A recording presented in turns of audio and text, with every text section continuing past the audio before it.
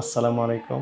আসন্ন পবিত্র ঈদুল ফিতর উদযাপন উপলক্ষে ঘরগামী মানুষগুলোর যাত্রা নির্বিঘ্ন করার জন্য আমাদের বাসস্ট্যান্ড, রেল স্টেশন, লঞ্চ টার্মিনালগুলোর যে মনিটরিং কার্যক্রম সেগুলো চলমান রয়েছে।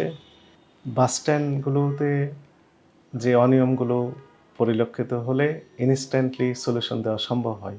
কিন্তু অনেক প্যাসেঞ্জারদেরই অভিযোগ থাকে যে তাদের কাছ থেকে বেশি টাকা নেওয়া হয়েছে। তো সেক্ষেত্রে আমাদের পরামর্শ থাকবে সম্মানিত প্যাসেঞ্জারদের জন্য, আপনারা ৩০ দিন সময় পাবেন অভিযোগ দায়ের করার জন্য। শুধু প্রমাণকটা সাথে রাখবেন।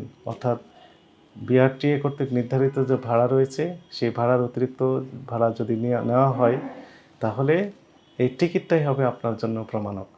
টিকিট সহ ৩০ দিনের মধ্যে বাসায় বসে থেকে স্মার্টফোনের সাহায্যে www.dncrp.com এইখানে ক্লিক দিয়েই আপনারা আপনার অভিযোগটা দায়ের করতে পারবেন। ঈদের পরে আমরা উভয় পক্ষের শুনানির মাধ্যমে এই অভিযোগগুলো নিষ্পত্তি করতে পারব।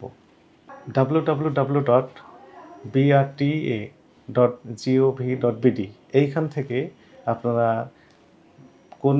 কোনো গন্তব্যস্থানের যে আসল ভাড়া, সেই ভাড়াটা আপনারা দেখে নিতে পারবেন। অনেকেই প্রশ্ন করেন যে ঈদের আগে কম টাকা নেওয়া হতো, ঈদের সময় বেশি টাকা নেওয়া হচ্ছে। এক্ষেত্রে আমাদের যে অবজারভেশন, বিআরটিএ কর্তৃক নির্ধারিত যে ভাড়া, পরিবহন মালিকরা অনেক সময় কম টাকা নিয়ে থাকেন সারা বছর, কিন্তু ঈদের সময় পূর্ণাঙ্গ টাকা নেওয়া হয়। সো সেক্ষেত্রে এই অভিযোগগুলো আমলযোগ্য হবে না। এই জন্য আমরা অনুরোধ করব সম্মানিত প্যাসেঞ্জারদের প্রতি, আপনার কাছে যদি সন্দেহজনক মনে হয় যে আসলে বেশি টাকা নেওয়া হচ্ছে, তাহলে দয়া করে বিআরটিএ কর্তৃক নির্ধারিত যে ভাড়া, সেই ভাড়াটা আপনি একটু ভেরিফাই করে দেখতে পারবেন। আরেকটি কথা বলা রাখা ভালো, বিআরটিএ কর্তৃক নির্ধারিত ভাড়া শুধু সাধারণ বাসের জন্য প্রযোজ্য হবে। অর্থাৎ এসি বাসের ক্ষেত্রে বিআরটিএ ভাড়া নির্ধারণ করে দেয় না।